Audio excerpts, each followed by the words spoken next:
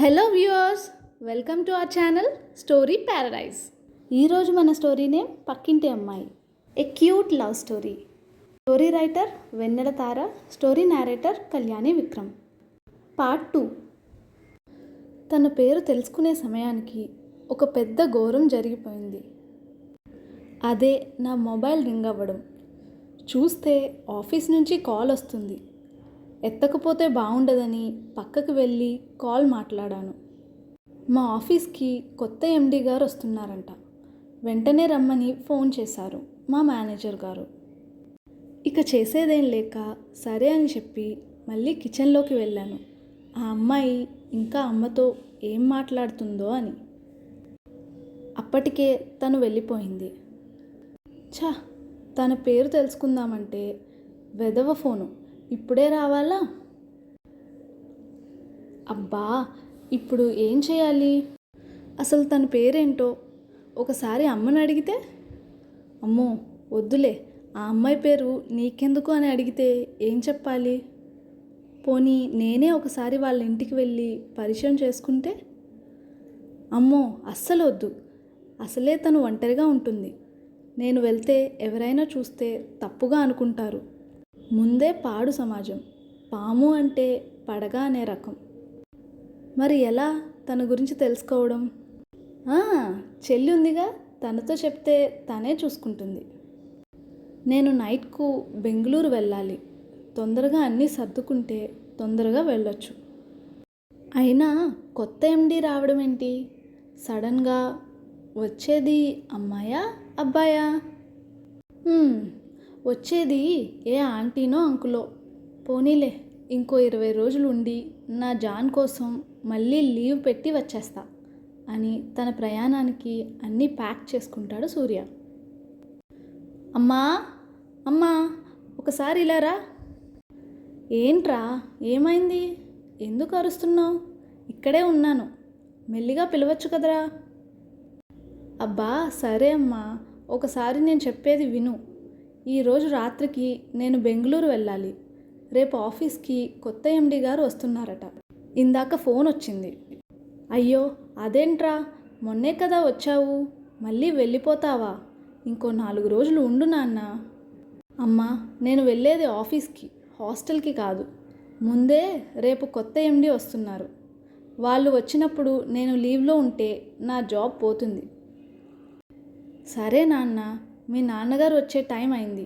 నేను వంట పూర్తి చేసి వస్తాను. సరే అమ్మా, నేను కూడా నా రూమ్లో ఉంటాను. వంట అయ్యాక భోజనం పైకే తీసుకుని రా అమ్మా ప్లీజ్. అబ్బా ఏంటో అంతా పిచ్చి పిచ్చిగా ఉంది.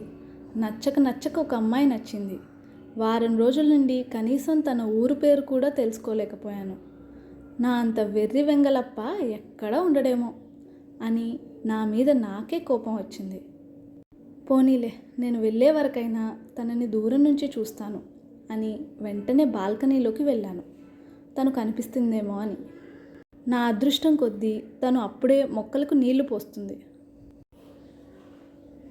అమ్మయ్య, ఉన్నంతసేపు తనని అలాగే చూస్తూ ఉండిపోవాలనిపించింది. అంత అందంగా ఉంది.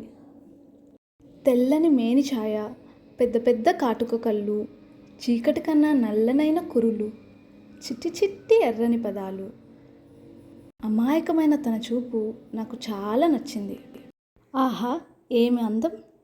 నిజంగా నేను ఇప్పటి వరకు ఇంత అందమైన అమ్మాయిని అస్సలు చూడలేదు. ఎవడు పెళ్లి చేసుకుంటాడో కానీ వాడు నక్కతోక తొక్కినట్టే అనిపించింది.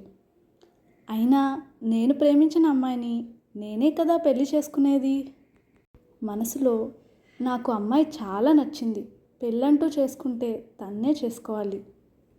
ఏంటి నాన్న, ఇక్కడ నిలబడి ఏం ఆలోచిస్తున్నావు అని వెనుక నుంచి వాళ్ళ అమ్మ గొంతు వినగానే ఒక్కసారిగా ఉలిక్కిపడి, ఏం లేదమ్మా, అది అది అమ్మాయి ఆఫీసు అంటూ తడబడుతుంటే, ఏంట్రా అమ్మాయి ఏంటి, ఆఫీస్ ఏంటి, ఏం మాట్లాడుతున్నావు అని ముందుకు చూస్తే పక్కింటి అమ్మాయి మొక్కలకు నీళ్లు పోస్తుంది. ఈ అమ్మాయి ఇందాకే మన ఇంటికి వచ్చిందిరా.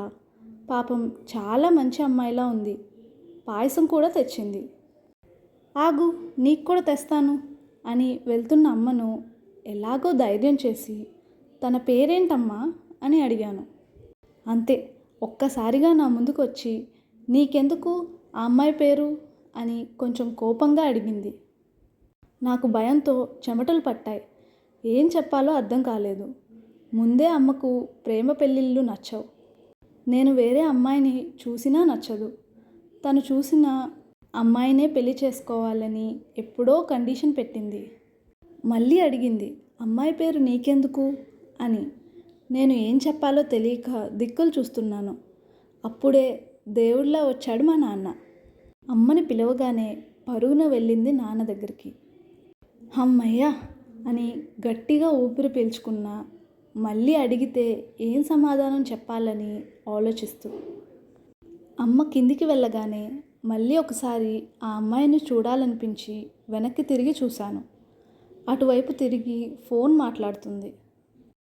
అబ్బా, ఒక్కసారి ఇటు తిరిగి చూస్తే బాగుంటుందని ఇలా మనసులో అనుకున్నానో లేదో అలా నవ్వుతూ నా వైపు తిరిగింది. తనని చూస్తూ అలా ఉండిపోవాలనిపించింది. వెంటనే ఒక ఐడియా వచ్చింది నా చిట్టి బుర్రలో. అంతే, నా పాకెట్లో ఉన్న నా సెల్ ఫోన్లో తనని బంధించేశాను. అదేనండి, ఫోటో తీశాను. తన ఫోటో అయితే తీశాను, కానీ తన పేరు కూడా తెలిస్తే బాగుండేది. భోజనం చేసి తన గురించి ఆలోచిస్తూ అలా బెడ్పై పడుకున్నా. అబ్బా, తన పేరు ఏమై ఉంటుంది? తనైతే చాలా అందంగా ఉంది. అంటే తన పేరు కూడా తనలాగే అందమైనదే అయి ఉంటుంది అనుకుని నాకు తెలిసిన లేడీస్ నేమ్స్ అన్నీ ఒకసారి నెమరు వేసుకున్నాను. అన్ని పేర్లలో ఒక్క పేరు కూడా తనకి సూట్ అయిన విధంగా అనిపించలేదు. ఇలా ఆలోచిస్తూ నిద్రలోకి జారుకున్నాను. సమయం రాత్రి 7 గంటలు. బయట హోరున వర్షం పడుతుంది. గాలికి కిటికీ తలుపులు ఒకదానికొకటి శత్రువులేమో అనే విధంగా ఫైట్ చేసుకున్నాయి. అమ్మ వచ్చి కిటికీ తలుపులు గడియ పెట్టి నన్ను లేపింది. లేచి టైం చూడగానే నా నిద్రమత్తు వదిలిపోయింది. సమయం 7 దాటింది. అమ్మో, నేను బెంగళూరు వెళ్ళాలి. ఏంటమ్మా, నేను పడుకుంటే నన్ను లేపాలని తెలీదా? చెప్పాను కదా రేపు ఆఫీస్కి కొత్త ఎండి వస్తున్నారని. రేపు నేను అక్కడ లేకపోతే నా ఉద్యోగం పోతుంది. ఏం లేదు నాన్న, నువ్వు రేపు వెళ్తే మళ్ళీ ఎప్పుడొస్తావో ఏమో. అందుకే నీకోసం జంతికలు, సున్నుండలు, కారపూస, బూందీ తయారు చేస్తున్నానురా చెల్లి నేను. ఇప్పుడు అవన్నీ ఎందుకమ్మా? నువ్వు నా కోసం ఎన్ని చేసినా అవి నా నోటికి మాత్రం రావు. నాతో ఉన్నారుగా 2 దున్నపోతులు, అన్నీ వాళ్ళే తినేస్తారు. సరేలేరా, ఎవరు తింటే ఏముంది కానీ ఇప్పుడేం వెళ్తావు ఇంత వర్షంలో? రేపు పొద్దున్నే 5 గంటలకు వెళ్తూలే. అస్సలు కుదరదు. ఎంత టైం అయినా సరే నేను ఈ రాత్రికే వెళ్తాను అని తన బ్యాగ్ తీసుకుని బయటకు వస్తాడు సూర్య. అలా బయట కారులో కూర్చోబోతూ ఒక్కసారి పక్కింటి వైపు చూస్తే ఇంటి ముందు ఒక కార్ ఆగి ఉంటుంది. ఏంటి ఈ టైంలో ఇక్కడ కారు ఉంది? ఈ ఇంట్లో ఉంటుంది తనొక్కతే కదా. మరి కారు ఎవరిదై ఉంటుంది? ఎవరో తెలిసిన వారు వచ్చారేమోలే అని కార్ ఎక్కి వాళ్ళ అమ్మ నాన్న చెల్లికి వెళ్తున్నానని చెప్పి వెళ్ళిపోతాడు. కొంచెం దూరం వెళ్ళాక ఈరోజు వెళ్తే మళ్ళీ ఎప్పుడు వస్తానో ఏమో, ఒక్కసారి తనని చూసి వెళ్తాను అని కారు ఒక చోట ఆపి ఆ అమ్మాయి ఇంటి వైపు నడుస్తాడు. అమ్మాయి ఇంట్లో. ఏంటి సార్, నాకు ఒక్క మాట కూడా చెప్పకుండా ఇలా డైరెక్ట్గా ఇంటికి వచ్చేసారు? ఎవరైనా చూస్తే ఏమనుకుంటారు? అసలు ఎవరు చెప్పారు మీకు నా ఇంటి అడ్రస్ అనగానే, అబ్బో ఏంటమ్మాయి, నీకు ఈ పని ఏదో కొత్త అన్నట్టు మాట్లాడుతున్నావు. ఏంటి మమ్మల్ని అంటున్నావు? చేసేదే పరువు తక్కువ పని, అందులోనూ పొగరు కూడా ఉందే నీకు అన్నాడు ఆ ఇద్దరిలో ఒక పెద్ద మనిషి. చూడండి, నేను ఇక్కడ అద్దెకు ఉంటున్నాను. అసలు మీరు ఇక్కడికి రావడమే తప్పు. పైగా నాకు పొగరు ఉందని నన్నే తిడుతున్నారు. ముందు మీరు ఇక్కడి నుండి వెళ్ళండి ప్లీజ్. చూస్తుంటే మీరు డ్రింక్ చేసినట్టున్నారు అనగానే ఎక్కడికి వెళ్ళేది? పని అవ్వందే ఇక్కడి నుంచి కదలము అని ఒకడు అమ్మాయి చేయి పట్టుకుని బెడ్రూమ్లోకి లాక్కెళ్ళాడు. గేట్ వరకు వచ్చిన సూర్య ఏదో అలికిడిగా అనిపించి వెనక్కి తిరిగి చూశాడు. అంతే, ఒక్కసారిగా భయంతో బిగుసుకుపోయాడు. ఇంకా ఉంది. నెక్స్ట్ ఏమవుతుందో తెలుసుకోవాలనుకుంటున్నారా? అయితే వెంటనే లైక్ చేయండి, కమెంట్ చేయండి, షేర్ చేయండి. అలాగే మా స్టోరీ ప్యారడైజ్ యూట్యూబ్ ఛానల్ని సబ్స్క్రైబ్ చేసుకోండి. Thank you for watching.